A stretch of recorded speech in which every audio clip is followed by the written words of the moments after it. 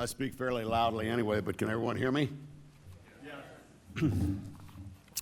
How many of you have had a friend for 68 years? Raise your hand, please. I was privileged to have one like that. And of course, he would have been in a meeting like this, especially on campus with Colonel Fossum, and I'm a proud member of the Board of Advisors of this wonderful institution, as was Shrub. So, good morning on behalf of kind of both of us, I guess. Thank you for honoring me with the opportunity to eulogize on behalf of the multitude of Shrub Kempner's friends and acquaintances, trying to encapsulate in a few words what Shrub was and meant to so many Galvestonians. Harris L. Kempner, Jr., known and loved as Shrub, was so nicknamed as the offspring of his father, Harris L. Bush Kempner. In fact, his eldest son, Harris III, was appropriately nicknamed Branch. And I always asked him whether he was going to have a daughter named Cappy for capillary, or other such words, which we joked about. As a matter of fact, his often self-deprecating definition of his name was that he was named after a street in Galveston. Instead of feeling the proud name in the history of Galveston and of Texas built by his forebears to be a burden, it was one he felt privileged to have and obligated to uphold, if not enhance. Contribution and giving back were a given in Shrub's case. He left his mark on the world through his philanthropic, humanitarian, and political activities, and positively impacted Galveston Island by his untiring devotion to the city's well-being. Shrub and I first met when we were students at Harvard, my sophomore and his freshman summer, in a total serendipity of happenstance. We were placed in the same cabin and spent 5 days together as bunkmates on the Ile-de-France crossing to that country. And it took very few minutes, as you know his personality, before we established a wonderful communication and friendship. He was my closest friend, and my brother I never had by blood, and that makes for a lot of memories. Shrub has properly been honored as a friend, companion, civic leader, financier, philanthropist, and all-around good guy. He possessed a seemingly lost art today, and it's something for all of us to remember. Both the ability and the willingness to listen and involve everyone, bantering in conversations so enjoyable to all the participants. Endowed with an insatiable intellectual curiosity, impish in many, many ways, he enjoyed stirring the pot, as they say, to create a good basis for informative conversation and confrontation. He participated in civic endeavors, including this executive committee of the Galveston Economic Development Partnership, the City of Galveston Finance Committee, member, as I said, of Board of Visitors of A&M Galveston, a member of Galveston College Foundation Board, and the tall ship Alyssa.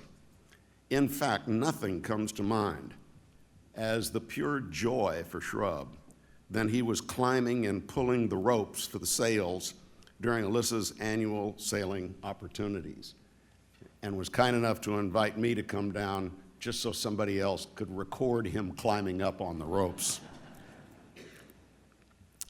As members of the Bay Area Economic Houston Partnership, Shrub and I enjoyed frequent verbal jousting, and members of BAHEP who are here will absolutely agree to that, on subjects regarding our regional development. It was a source of fun. The University of Texas Medical Branch at Galveston, shown here today, was close to his heart, and he worked tirelessly on the UTMB's behalf. He was a member of the university's Development Board Executive Committee, Advisory Committee for the Center for Technology Development, and numerous others. Among others, he and his wife Peaches, who is also here today to be recognized, established the Distinguished Professorship in Health Disparities at what he called his university. In addition to education, Shrub was never more passionate about any issue than keeping his hometown a family-friendly resort, unmarred by crime and corruption, and helped to organize several grassroots efforts to keep casino gambling away from Galveston Island, which for a few of you may be a plus or minus. Outside of Galveston, he was a member of the board of the Center for Houston's Future, although he referred to that city up north as a suburb of Galveston. Shrub was a member of the Advisory Council of the Harry Ransom Humanities Research Center at the University of Texas at Austin, a member and past president and treasurer of the Philosophical Society of Texas, and honored with the Crimson Award by that other maroon crimson university called Harvard some years ago. He devoted great efforts to the American Jewish Committee, serving on the Board of Governors and many subcommittees, traveled with the AJC delegations to Israel and other nations, promoting American-Israeli relations and participating in discussion in Israel's place in the Middle East. Yet all this in no way detracted from his formidable acumen and accomplishments in his own professional career as the years passed. In the role of preeminent financial advisor, first at the Kempner family's U.S. National Bank, merged into Cullen Frost Bankers in '81, and thereafter as a director and director emeritus of that organization, along with his ongoing career as president of his own investment advisory firm, Kempner Capital Management Incorporated, many of whom of his staff are here today. I'll never forget his refusal to yield to the speculative Wall Street mania during the dot-com boom. We spent many hours of discussions together about the clients he was losing and fearful due to the position he was taking opposing the non-value speculation of the day, with their insistence that they were missing out with him until that infamous bust proved him to be correct. Holding on to his convictions, something very typical of Shrub, he later regained many of those clients and certainly had their respect. Just before his unexpected passing, we spent many telephone hours, chats comparing those days with what he called today's questionably frothy market. A man of strong convictions, including a moral compass with a deep sense of right and wrong, fairness and injustice, by which he lived.